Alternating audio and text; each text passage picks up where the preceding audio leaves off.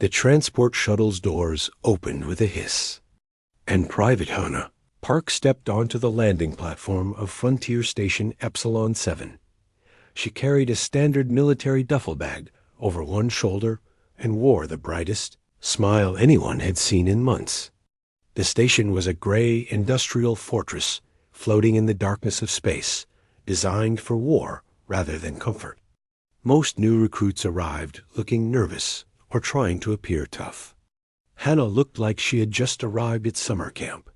Commander Velther watched from the observation deck above, his forearms crossed in a gesture that his species used to show curiosity. The Quarian officer had led the 43rd Xeno Defense Squadron for 8 years and had seen hundreds of human soldiers pass through his unit. Something about this one seemed different.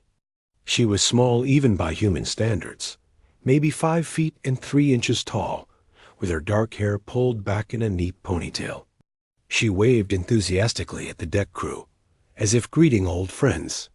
Lieutenant Doyen Kim met her at the platform entrance. He was a veteran of 6 years, with the tired eyes of someone who had seen too much combat. He extended his hand formally. Hannah shook it with both of hers, her grip warm and her smile unwavering. "Private Park reporting for duty, sir," she said cheerfully. Doyen blinked. Most privates were stiff and formal during their first meeting with a superior officer. This one acted like they were meeting for coffee. "Welcome to Epsilon 7, Private. I'll show you to your quarters and introduce you to the squad."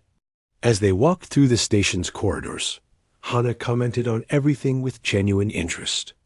She asked about the alien script on the walls, complimented the efficiency of the lighting system, and even stopped to admire a viewport showing the distant nebula that the station orbited.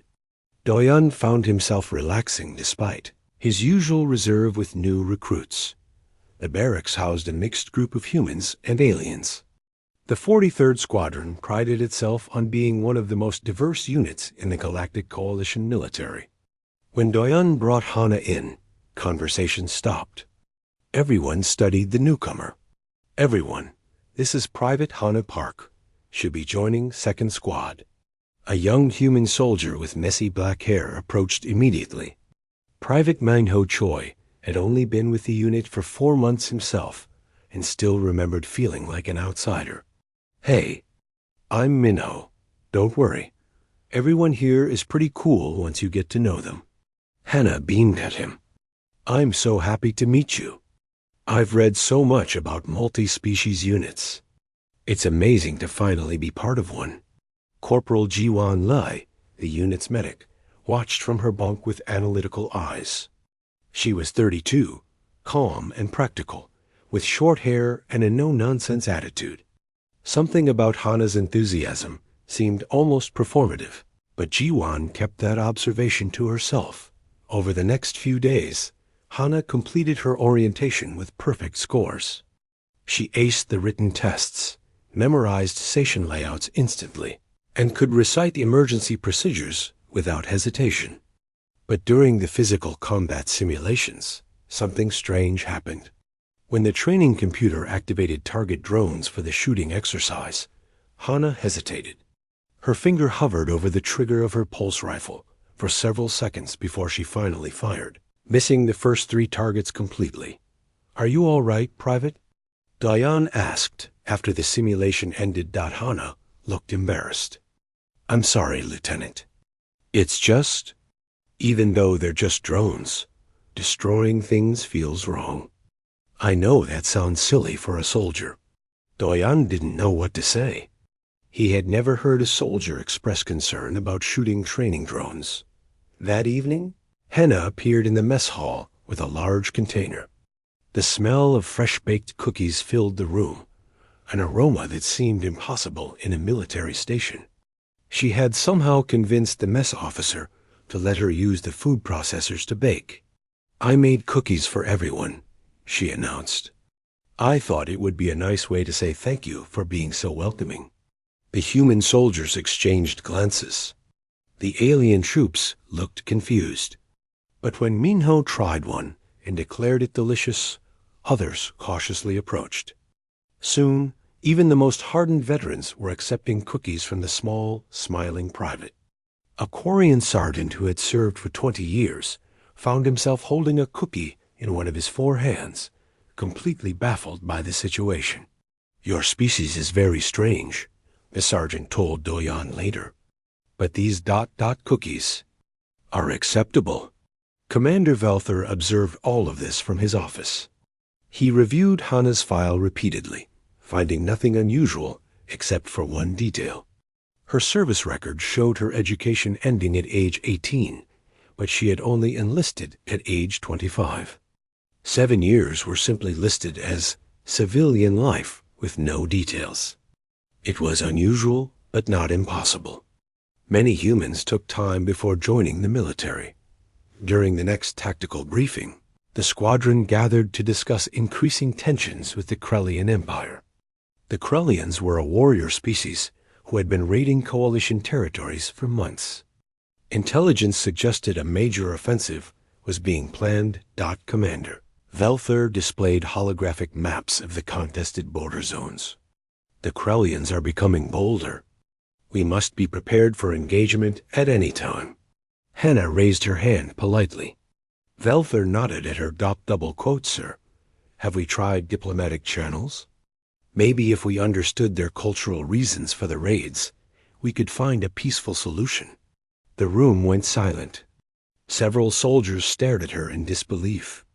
The Krellians had killed thousands of coalition civilians in their raids. An old Quarian sergeant stood up abruptly and walked out without saying a word. Velther heard him mutter something in his native language that roughly translated to "soft humans." But Velther had been watching Hana's face carefully when she asked her question. For just a fraction of a second, before her warm smile had returned, he saw something else in her eyes. Something cold and distant, like ice covering a deep ocean. Then it was gone, replaced by her usual cheerful expression. That night, Velther couldn't sleep. He kept thinking about that momentary change in Hana's eyes. He had seen enough combat to recognize certain looks. Fear, anger, determination, he knew them all. What he had glimpsed in Hana's eyes was something different.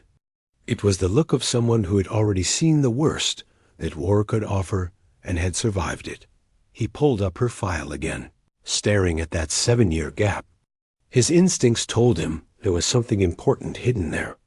Something that explained why a soldier who baked cookies and worried about shooting drones had eyes that occasionally looked like they belonged to someone much older and much more dangerous. In her quarters, Hana lay in her bunk, staring at the ceiling. Minho had asked her earlier about where she grew up, and she had given her practiced answer about a quiet colony world. It wasn't technically a lie. The colony had been quiet. After the massacre, it had been very quiet indeed. She closed her eyes and forced herself to breathe slowly. The therapists had taught her techniques to stay calm, to maintain the persona, to be the person she wanted to become, instead of the person she had been forced to be. She could do this. She could be normal. She could be Hana Park, the friendly private who baked cookies, and leave Phantom 7 buried in classified files where that ghost belonged. But deep down, in a place she tried not to acknowledge, a small voice whispered that ghosts never stayed buried forever. The alarm cut through the morning, quiet like a knife. Hana jerked awake, her heart pounding, momentarily confused about where she was. The barracks lights snapped on automatically as the emergency alert echoed through the station speakers. All personnel to battle stations. This is not a drill. Repeat, this is not a drill. Soldiers scrambled from their bunks, grabbing uniforms and equipment with practiced speed. Hana moved quickly, her training taking over as she pulled on her combat gear. Beside her, Minho fumbled with his armor clasps, his hands shaking slightly. She helped him secure them without being asked. "Thanks," he muttered, looking embarrassed. "We take care of each other," she said with a small smile. In the briefing room, Commander Valther S. expression was grim. A holographic display showed a mining colony in the outer territories, its distress signal flashing red. A civilian mining operation has sent an SOS. They report being attacked by Krellian raiders. At least 3 civilian transport ships are under fire. We're the closest unit. 2nd and 3rd squads will deploy immediately. Doyon stepped forward. Rules of engagement, sir? Protect the civilians. Drive off the raiders. Use necessary force. Necessary force. The words hung in the air. Everyone knew what that meant in practice. The squadron loaded into 2 combat shuttles. Hannah strapped herself into her seat, checking her pulse rifle for the 3rd time. Her hands were steady, but her face was pale. Across from her, Jiwan watched with her usual careful attention. First real combat? Jiwan asked quietly. Hannah nodded. I've done simulations, but this is different. It is, Jiwan agreed. Stay close to your squad mates. Follow orders. You'll be fine. The shuttle ride took 20 minutes. Through the viewport, they could see the mining colony, a collection of industrial platforms attached to a large asteroid. Smoke poured from several structures.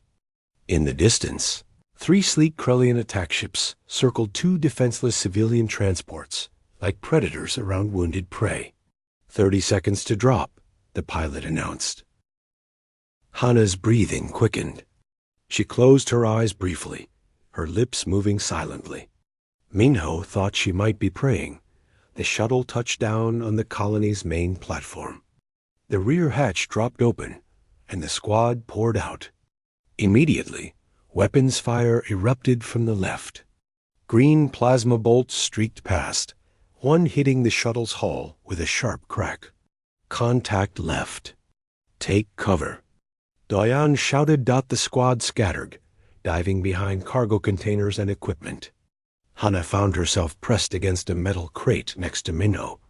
Her rifle felt impossibly heavy in her hands. Across the platform, Krellian soldiers advanced in formation. They were tall, heavily armored, with faces hidden behind helmets that made them look insect-like. Return fire. Return fire. Doyon ordered. The air filled with the sound of weapons. Pulse rifles cracked, plasma weapons hissed, and somewhere someone screamed. Minho leaned around his cover and fired several shots. Beside him, Hannah remained frozen, her rifle pressed against her chest. Hannah! Shoot! Minho yelled. She didn't move. Her eyes were wide, locked on the approaching Krellian soldiers. Her finger rested on the trigger, but wouldn't squeeze.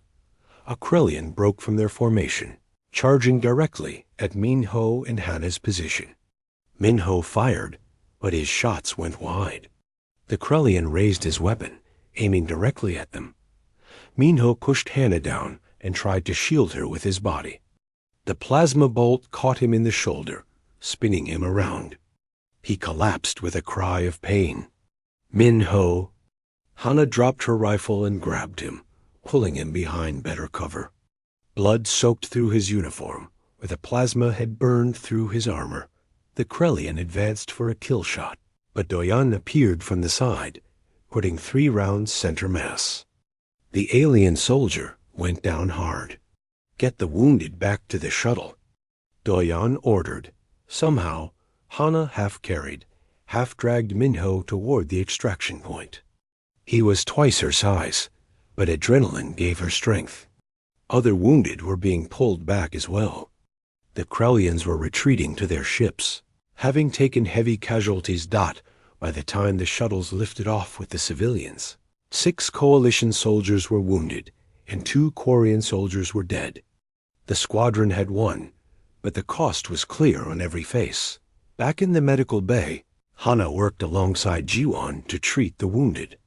Her hands, which had frozen during combat, were now completely steady as she cleaned wounds and applied medical patches.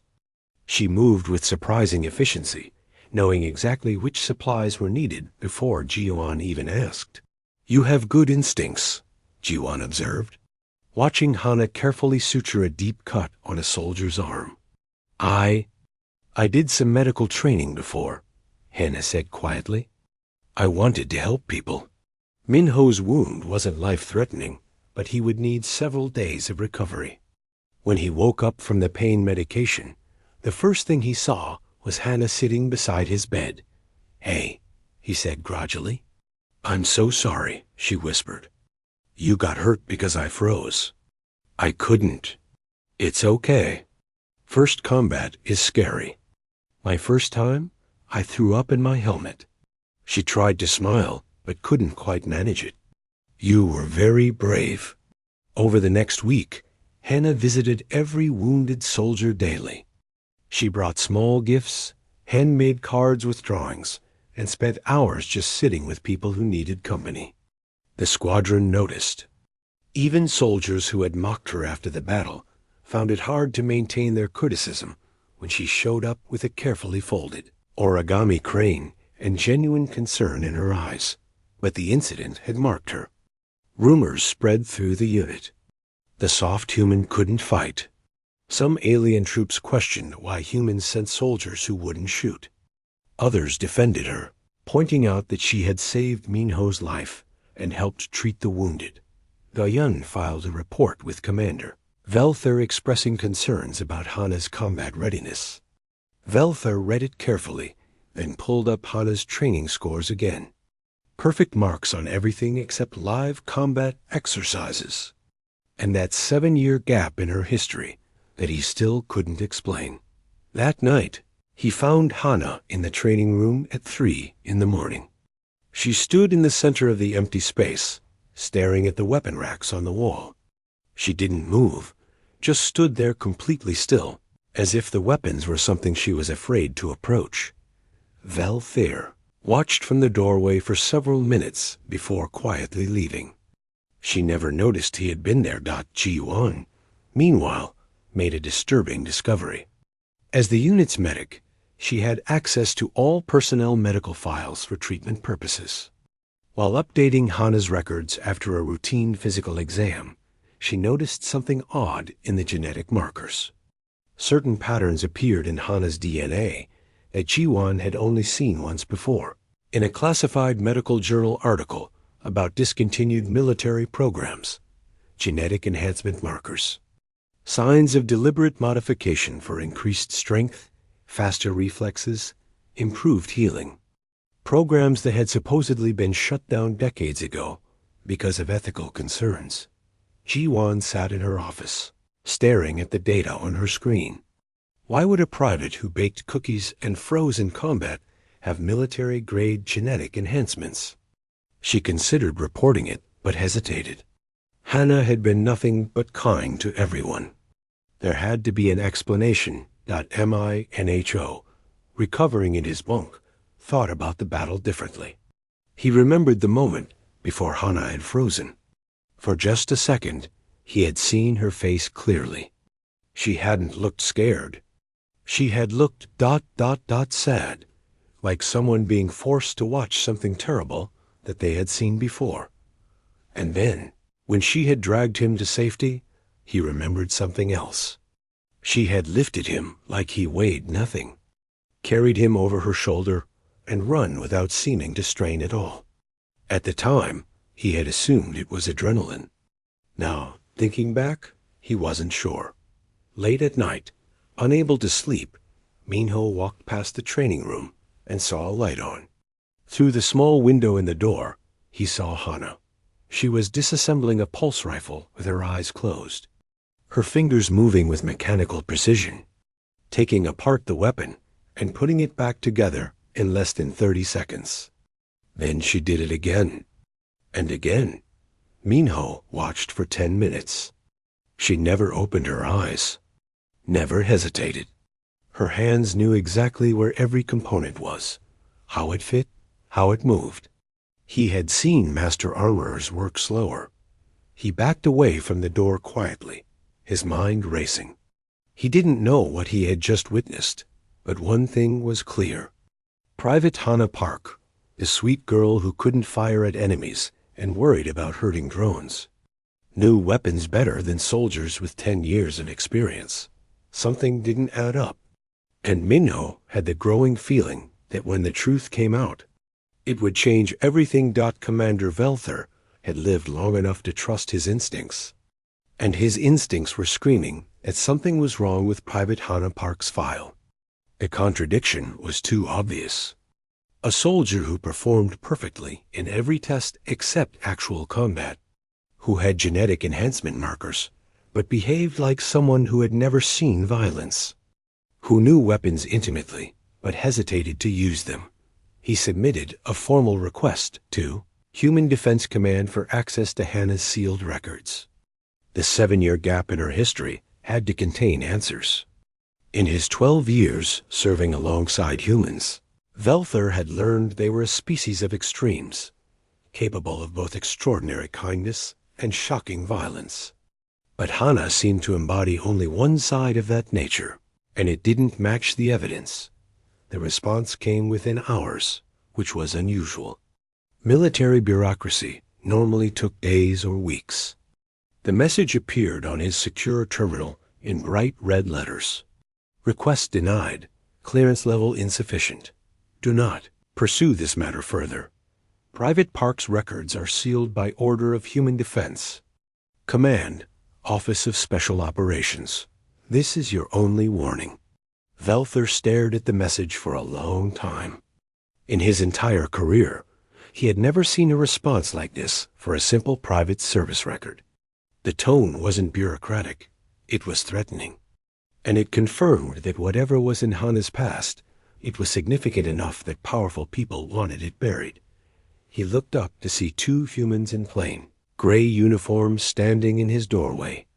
They wore no rank insignia, no unit patches, nothing to identify them. Intelligence officers, or something similar. Commander Velther, the taller one said. We need to discuss Private Park. Who are you? That's not important. What's important is that you understand Private Park is here as part of a special program.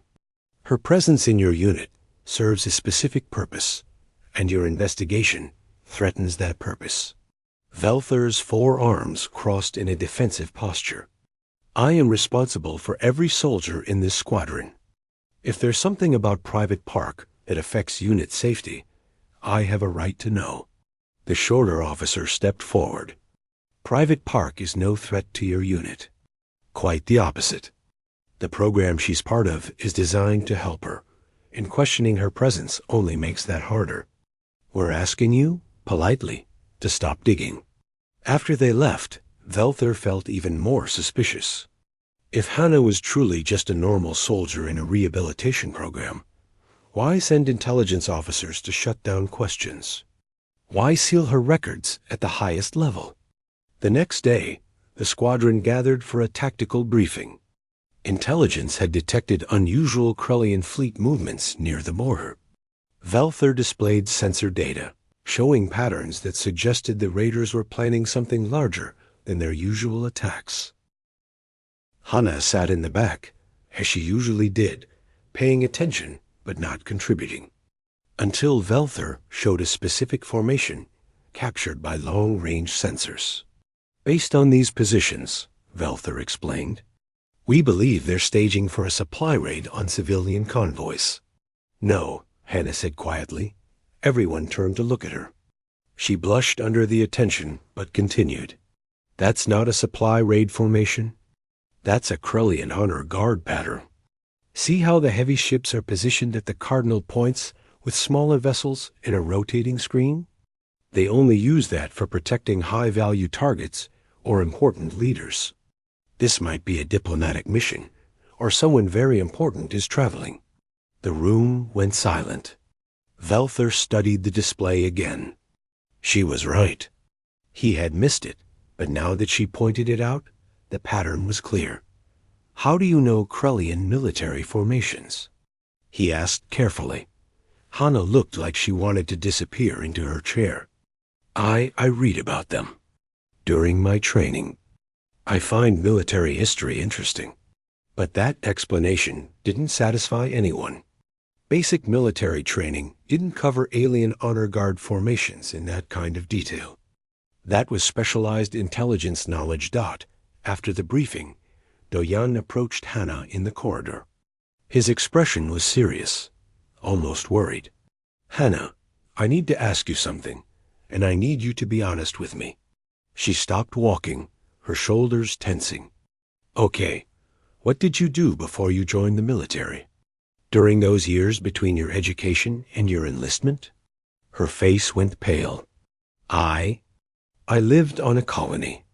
I worked normal jobs. Nothing special. Hannah." Doyan's voice was gentle but firm. "I've been a soldier for 6 years. I know when someone is hiding something. You don't have to tell me everything, but if there's something that affects your ability to serve, I need to know. Not to get you in trouble. To help you." Tears formed in her eyes. "Please, Lieutenant. Please just let it go. I'm trying so hard to be normal. I'm trying to be the person I should have been. If you start asking questions, they'll take me away. Please." Doyan had no idea what to say. The fear in her voice was real, but what was she afraid of? Jiwan, meanwhile, had done more research into the genetic markers she had found. She discovered that the enhancement program had been called Project Phantom. It had been designed to create soldiers capable of operating behind enemy lines for extended periods with minimal support. The program had been officially discontinued 30 years ago after psychological problems emerged in the subjects. Most of the enhanced soldiers had died in combat or suffered complete mental breakdowns.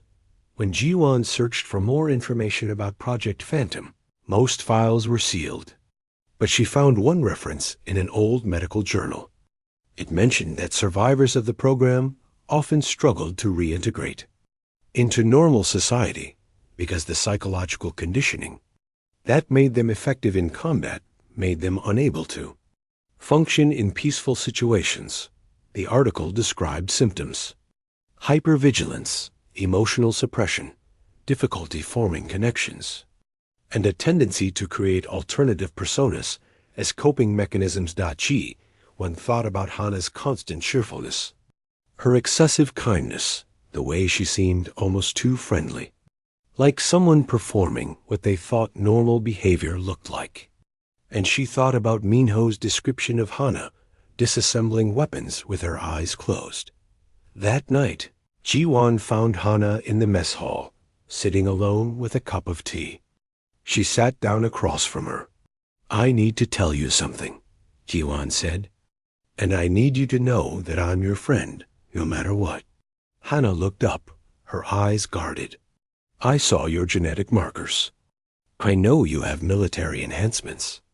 I'm not going to report it, and I'm not going to ask questions you don't want to answer. But I want you to know that if you ever need someone to talk to, someone who won't judge you, I'm here." Hannah's hands trembled around her teacup. "I just want to be normal," she whispered.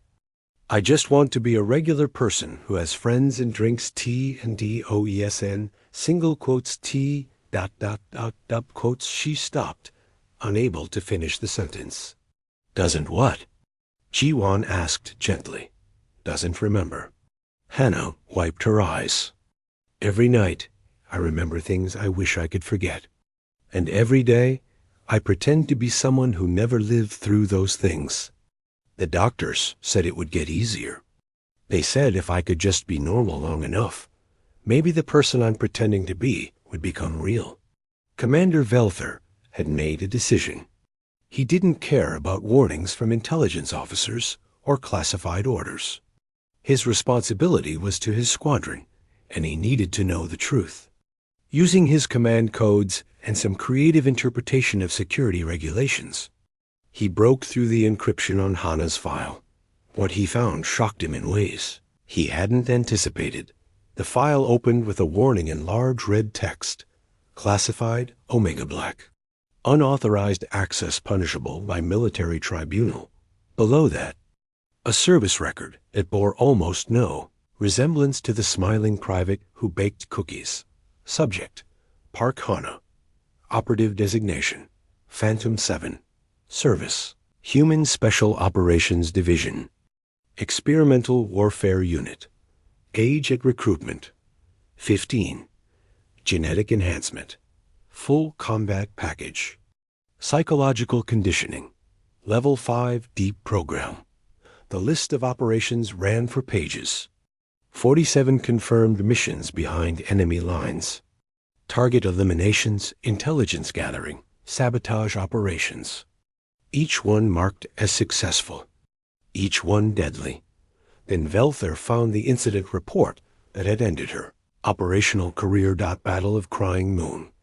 Human Special Operations Team ambushed by Krellian elite warriors. 12 operatives deployed. 11 killed in action. 1 survivor. Phantom 7. Survivor recovered 3 weeks later, suffering from severe psychological trauma, malnutrition, and exposure. Enemy casualties. 47 Krellian soldiers, killed by survivor during escape and evasion period. Psychological evaluation. Recommended immediate discharge due to severe PTSD, dissociative episodes, and complete breakdown of combat conditioning. Subject exhibits extreme distress when required to engage in violence. Paradoxically, maintains enhanced combat abilities, while being psychologically unable to employ them without triggering traumatic responses. Recommendation: experimental civilian reintegration therapy. Place subject in normal military unit to relearn peaceful behavior under observation. Monitor closely, but do not reveal history to unit members to allow authentic social integration. Velther read the entire file 3 times, trying to reconcile the soldier described in these reports with the young woman who brought flowers to injured troops and worried about shooting training drones. Hana wasn't a naive recruit trying to become a soldier. She was a weapon trying to become a person. Before Velther could decide what to do with this information, every alarm in the station began blaring at once. His terminal flashed with emergency alerts. He pulled up the tactical display and felt his blood run cold. A Krellian assault fleet had just emerged from hyperspace. Not a raiding party. A full battle fleet. 50 warships heading directly for Station Epsilon-7. It was the largest attack force seen in a decade, and they were vastly outnumbered. The station shook as the first Krellian missiles struck the outer shields. Red emergency lights bathed the corridors in blood-colored shadows. Soldiers ran to battle stations, their faces showing the fear that came with facing impossible odds. Commander Velther stood in the command center, watching the tactical display with growing dread. 50 Krellian warships surrounded the station in a perfect siege formation. His forces had 6 patrol ships and the station's defensive weapons. They were designed to handle raids, not a full-scale assault. Shields at 70% and dropping, an officer reported. Multiple hull breaches on outer decks. Damage control teams responding.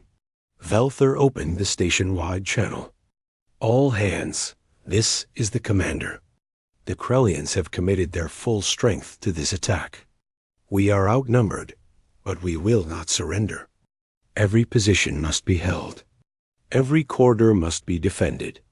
Today, we show them that this station does not fall. It was a good speech, but everyone knew the truth. They were going to die here. In the barracks, Hana stood perfectly still while chaos erupted around her. Soldiers grabbed weapons, checking ammunition and power cells. Minho ran past, then stopped when he saw her standing motionless. Hana, come on, we need to get to defensive positions. She didn't move. Her eyes were distant, focused on something no one else could see. When she finally spoke, her voice was flat, empty of her usual warmth. There are too many. Standard defensive positions won't work. They'll breach the outer hull in 40 minutes, flood the corridors with boarding parties, and overwhelm us through numerical superiority. Everyone here will die. Minho stared at her. The way she said it, so calm and analytical, frightened him more than the alarms. Then what do we do? Hannah blinked, and something in her expression shifted. When she looked at Minho, her eyes were different. Still her eyes, but colder. Ancient. I need to speak with Commander Velther. She walked through the chaos with purpose, moving through panicked soldiers without seeming to notice them. Minho followed, uncertain what else to do. Velther saw her enter the command center. After reading her file, he understood now what he was looking at. The cheerful private was gone. In her place stood something that had once been called Phantom 7. Commander, she said, her voice military crisp. Request permission to deploy using full capabilities. Around the command center, officers turned to stare. Full capabilities? What did that mean? Velther had seconds to make a decision. The file had been clear. Hannah was psychologically damaged, unable to handle combat without severe trauma. Using her would destroy whatever progress she had made toward healing. But if he didn't, everyone on this station would die anyway. Permission granted. Hannah nodded once, then turned and left without another word. Doyan tried to follow her, tried to pull her back. Hannah, wait. You don't have to do this. We'll find another way. She looked at him with something like sadness. Lieutenant, I appreciate everything you've done for me. You've been kind. But there is no other way. There never was. She walked to the armory, and the soldiers there stepped back instinctively. Something about her presence had changed. She moved differently now, each step precise and controlled. She selected weapons that most soldiers couldn't even lift. A heavy plasma cannon designed for mounted positions. She picked it up one-handed. Close-range armor-piercing blades.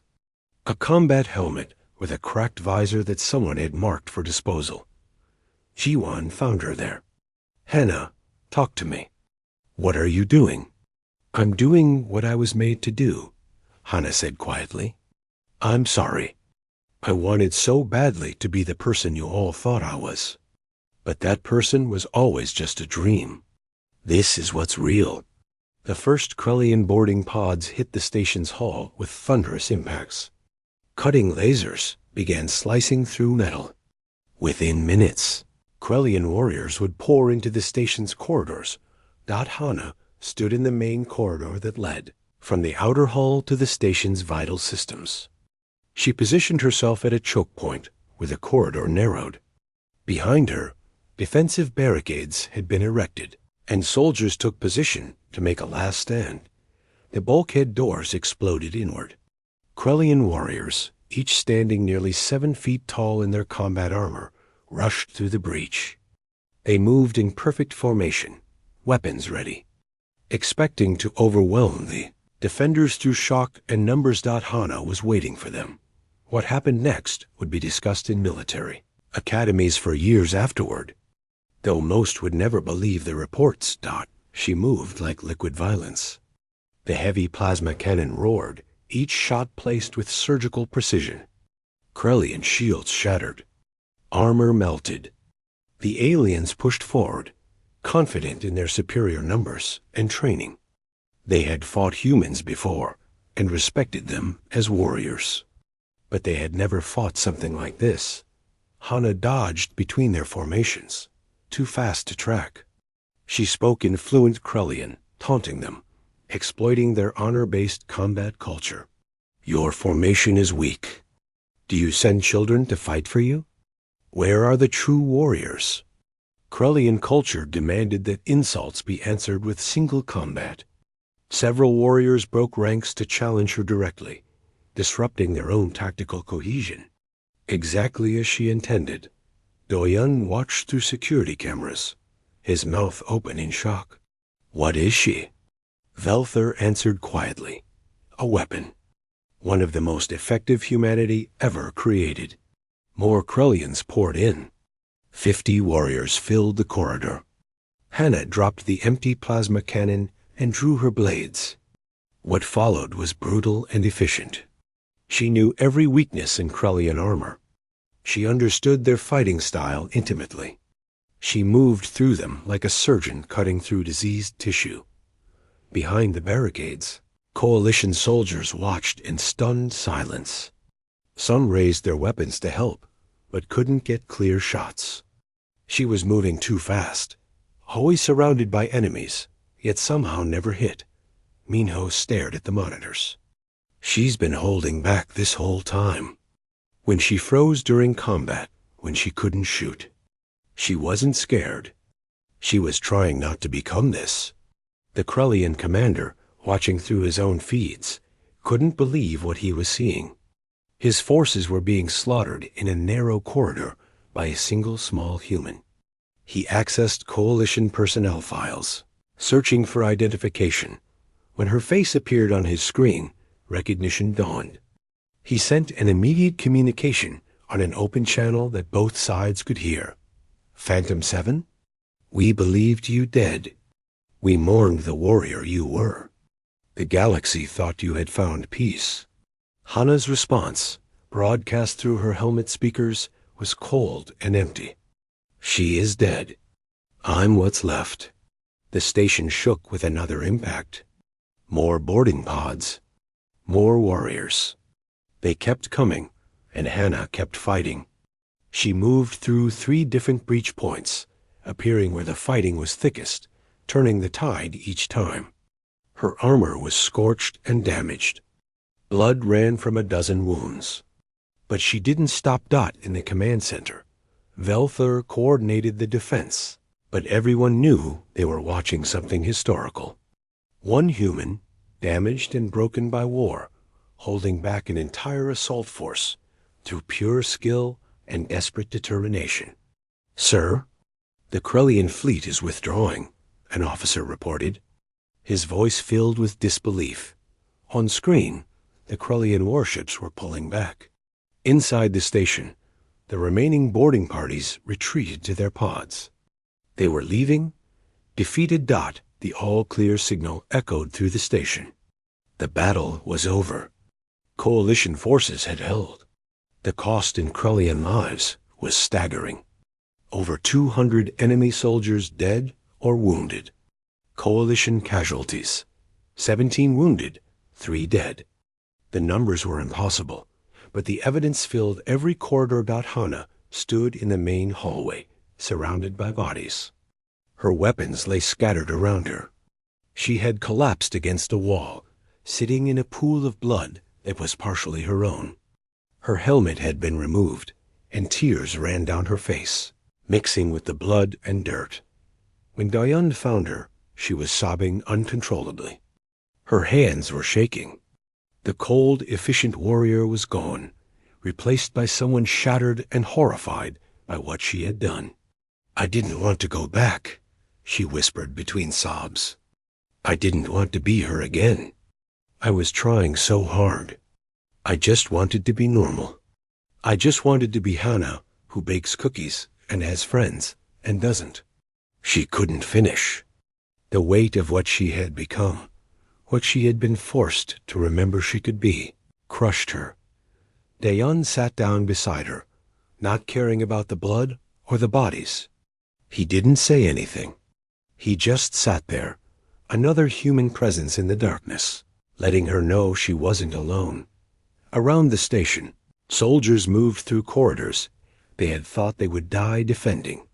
They stepped carefully around evidence of what one person could do when pushed beyond their breaking point. Some looked at Hana with fear now, others with awe, many with simple sadness, understanding that victory often came at costs that couldn't be measured in casualties. The sweet recruit who had joined their unit was gone. They had all seen what humanity created when it went to war, and the truth was more terrifying than any alien species could imagine. Humans didn't just fight. They made weapons out of their own children and called it necessary. In the command center, Velthur received a priority communication from Human Defense Command. The intelligence officers wanted to retrieve Hana immediately for evaluation and debriefing. Velther looked at the message for a long moment, then deleted it. He would deal with them later. Right now, a soldier under his command needed help, and he wasn't about to let anyone take her away after she had saved all their lives. The medical bay was quiet, except for the soft hum of equipment. Hannah lay in one of the beds, her physical wounds treated and healing. The psychological wounds were another matter entirely. She stared at the ceiling, her eyes hollow, as if looking at something far away that no one else could see. Ji-1 changed her bandages with gentle hands. You saved us all, you know. I killed 247 people, Hannah whispered. I counted. I always count. You defended us. There's a difference, is there? Hannah's voice was flat. I saw their faces. One knew their names from their armor markings. I understood the words they spoke to each other. They weren't just targets. They were people. And I killed them efficiently, because that's what I was made to do. Commander Velther stood outside her room, watching through the window. Beside him stood two intelligence officers in their unmarked gray uniforms. They had arrived on a fast transport ship within hours of the battle's end. We need to take her back to the research facility, the taller officer said. She's clearly not ready for normal integration.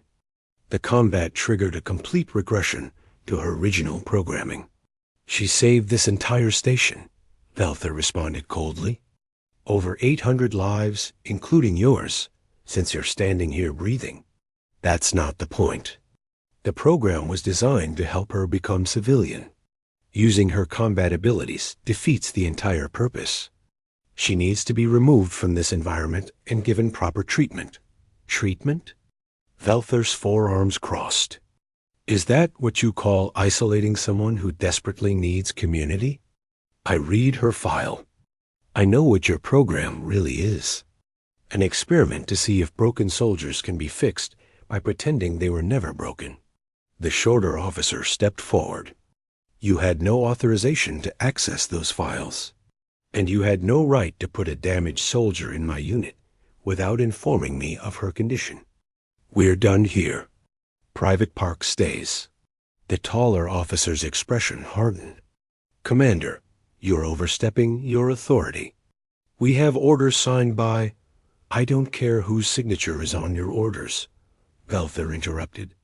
This is a coalition station under military emergency protocols.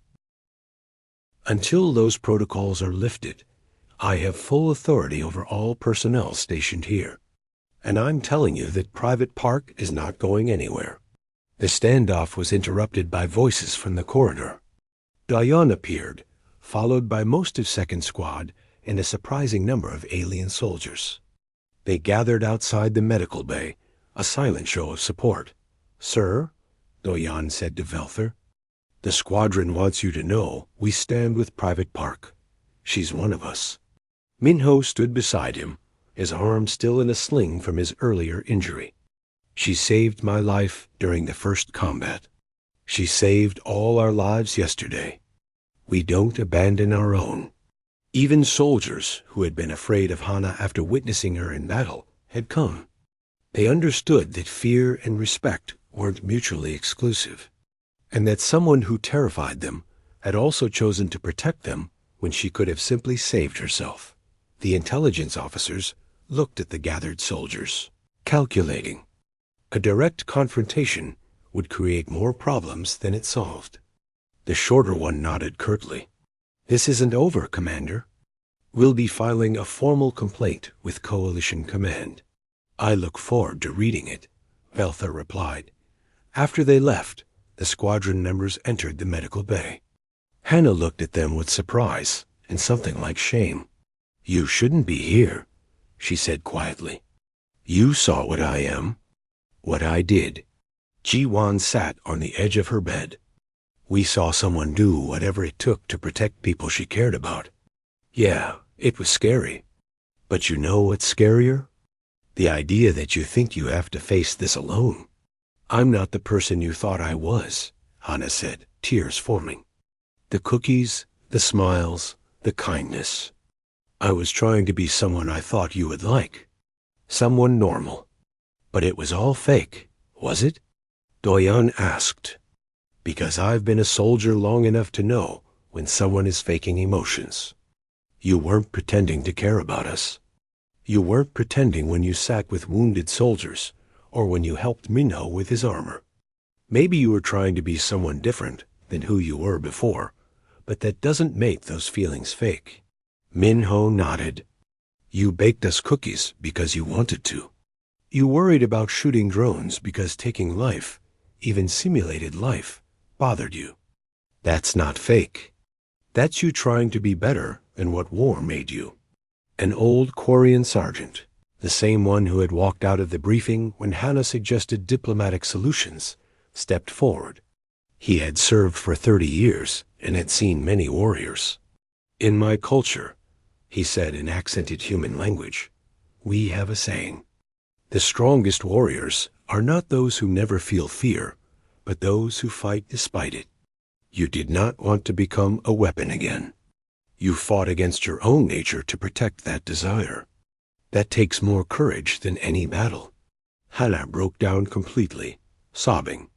Not the quiet tears from before, but deep, wrenching cries that came from somewhere profound.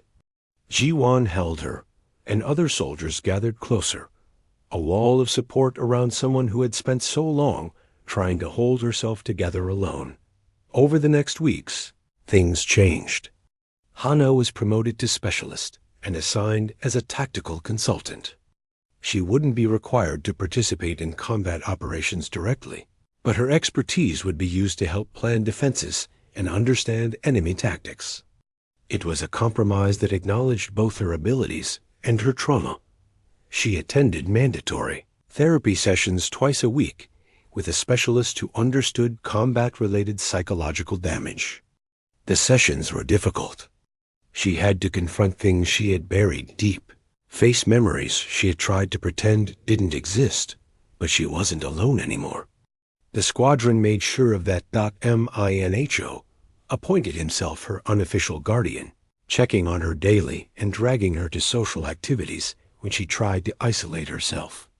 Jiwan became her closest friend, someone she could talk to honestly about the darkness without fear of judgment. Doyon treated her like any other soldier under his command, which was exactly what she needed. Even Commander Velther made an effort. Once a week, he invited her to his office to discuss tactical matters, but their conversations often drifted to other topics. He shared stories about his own struggles adapting to coalition military culture. She slowly opened up about her past, piece by careful piece. The alien members of the squadron were cautious at first, but they came around. They had questions about human military programs, about the ethics of creating soldiers like Hana, about whether humanity should be trusted with such power. Hana answered honestly, admitting she didn't have all the answers, but agreeing that what had been done to her and others like her was wrong. We were children, she told them during one discussion. They took children and turned us into weapons because children could be shaped more easily. They told us we were protecting humanity, saving lives, doing necessary work. And maybe some of that was true, but they never told us the cost. They never warned us that we would lose pieces of ourselves that we could never get back. 3 months after the battle, the squadron gathered for a memorial service honoring those lost in the Krellian attack. 3 names were carved into the station's memorial wall, joining hundreds of others who had died defending the frontier. Hana stood among the gathered soldiers, human and alien standing together in shared grief. She had made flower arrangements for the ceremony, simple but beautiful. Some squadron members had teased her gently about reverting to her cookie-baking persona, but they appreciated the gesture. After the ceremony, Minho found her in the mess hall. She was baking again, something she did when she needed to keep her hands busy and her mind focused on simple tasks. "What are you making?" he asked. "Cookies. I thought people might want something sweet after the memorial. You know people are going to make jokes about this, right?" the scary combat specialist who bakes cookies. Hannah smiled, and this time it reached her eyes. It wasn't the bright, almost manic smile she had worn when she first arrived. It was smaller, more genuine, touched with sadness but real. Let them joke. I am a scary combat specialist who bakes cookies. Both things are true. I'm done trying to be only one or the other. Ji-won entered the mess hall, followed by several other squad members. They had clearly been waiting for the cookies to be ready. Is it weird that I feel safer knowing you could destroy an entire assault force, but choose to make us desert instead? One soldier asked. Yes, Hannah replied. But I think we're all a little weird here. They laughed, and the sound was comfortable. They had seen each other at their worst and chosen to stay anyway. That was worth something. Later that night, Hannah sat in the observation deck, looking out at the stars. Do-yeon found her there, 2 cups of coffee in hand. He offered her one, and they sat in comfortable silence for a while. Do you regret it? He asked finally. Coming here. Trying to be normal. Hannah considered the question carefully. I regret that I couldn't stay the person I wanted to be. I regret that I had to become a weapon again, even briefly. But I don't regret meeting all of you. I don't regret learning that maybe I don't have to be all weapon or all. Whatever normal is. Maybe I can be something in between. We're all something in between, Do-yeon said. Soldiers and people. Warriors and friends. Scared and brave. Nobody is just one thing. The other humans make it look easier. Trust me, it's not. We're all struggling with our own darkness. You just happen to have more darkness to struggle with than most. But you're handling it. That's what matters. Across the station, Commander Velther completed his official report on the battle. He read through it one final time before sending it to Coalition Command. In his report, he detailed the Krillian assault, the defensive actions taken, and the casualties on both sides. When he reached the section about Specialist Hannah Park's actions, he chose his words carefully. Specialist Park performed with exceptional skill and dedication, utilizing advanced combat training to defend critical station systems. Her actions directly resulted in the preservation of 800 Coalition lives. She exemplifies the Coalition's values of courage, sacrifice, and commitment to protecting others. I recommend her for commendation and permanent assignment to the 43rd Squadron. What he didn't mention was the classified file, the designation Phantom 7, or the full truth of what humanity had done to create soldiers like her. Some truths were too complicated for official reports. Some things were better understood through direct experience than written analysis. The galaxy would continue to debate what humanity was capable of, would continue to be both fascinated and terrified by human nature. That would never change. Humans were extreme in everything they did, and that made them difficult allies and terrifying enemies. But Velther had learned something important. Humanity's strength wasn't really in its capacity for violence, though that was considerable. It was in the ability to remain human even after becoming weapons. To bake cookies with the same hands that could dismantle assault forces. To seek connection even while carrying unbearable trauma. To choose kindness when cruelty would be easier. That was what made humans truly remarkable and truly terrifying. They could be monsters when necessary, but they never stopped trying to be more than monsters.